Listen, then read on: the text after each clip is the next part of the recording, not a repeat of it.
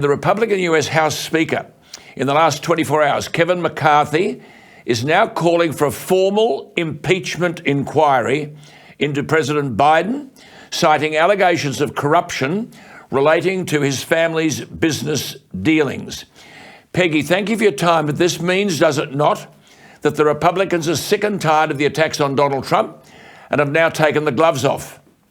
Speaker Kevin McCarthy launched today what's called an impeachment inquiry. So it doesn't mean they're actually going to move forward with an impeachment, but it gives them broader powers to investigate whether or not impeachable crimes were committed. And from his statement today, he says, "I don't make this decision lightly. Regardless of party or who you voted for, these facts should concern all Americans." And it's about influence peddling. It's about corruption, obstruction, and abuse of power. These are massive accusations that have been launched against President Biden, and the House Speaker and the Republicans in the House think that they have the evidence and the proof to back up the accusations and pursue with this inquiry. Yeah, absolutely, Peggy. And McCarthy, to add to what you just said there are credible allegations about President Biden's conduct during his terms as vice president from 2009 to 2017 that, and I quote McCarthy's words, paint a picture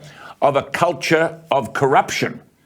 And he said, "I am directing our House committee to open a formal impeachment inquiry into President Joe Biden." And then the words that Peggy just quoted, "I don't make this decision lightly. The American people deserve to know that public offices are not for sale."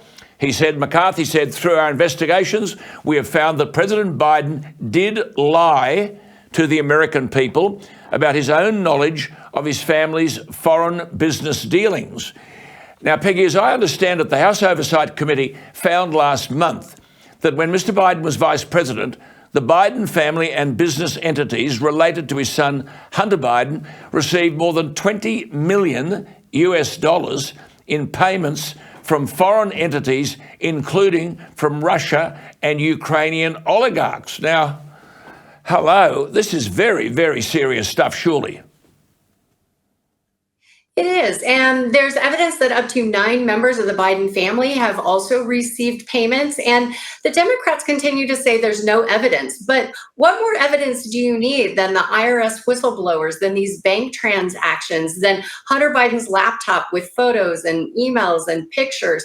And, every trail leads right to this Biden family. And as Kevin McCarthy said, there's a pattern there of corruption, and we need to get to the bottom of it. This could potentially be the 4th time that an American president has been impeached. Andrew Johnson, who was the 17th president. And then, of course, we have Clinton, we have Trump. Nixon left office before he was about to be impeached. And one interesting thing that you touched on is he would be the first president to be impeached for actions that were committed primarily when he was vice president of the United States. But the ramifications of those and that pattern has continued on into his presidency, which begs the question, like we've said many times, is he compromised by these actions, by these behaviors? Well, the House Republicans think that he is. Yeah, I mean, when you ask, is he compromised? Well, why on earth? Because you and I discussed this last week, and the Republicans are now arguing that Biden used pseudonyms in private emails with his son and business associates to conceal, allegedly, corrupt activity with foreign leaders. And look, just to clarify Peggy's point earlier, we must make the point there have been more than 60 impeachment investigations in the history of American politics. Only 3 presidents have been impeached. Donald Trump was impeached twice in 2019 and 2021, but he was acquitted both times. So the House Judiciary Committee, Peggy, just to get procedures here, Jim Gordon and the House Oversight Committee Chairman Jamie Comer will now lead this impeachment investigation. Am I right on that?